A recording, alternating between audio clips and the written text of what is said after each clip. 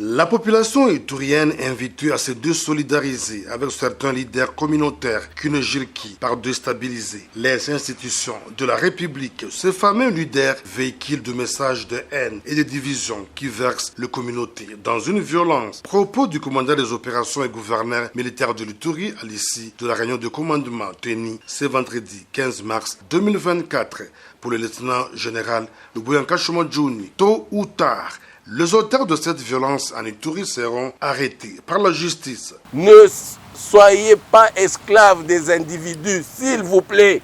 Il y a des gens qui vous font croire, dans toutes les communautés, qui vous font croire que si eux n'étaient pas vivants, que vous alliez disparaître. C'est faux et archi-faux, ce sont criminels.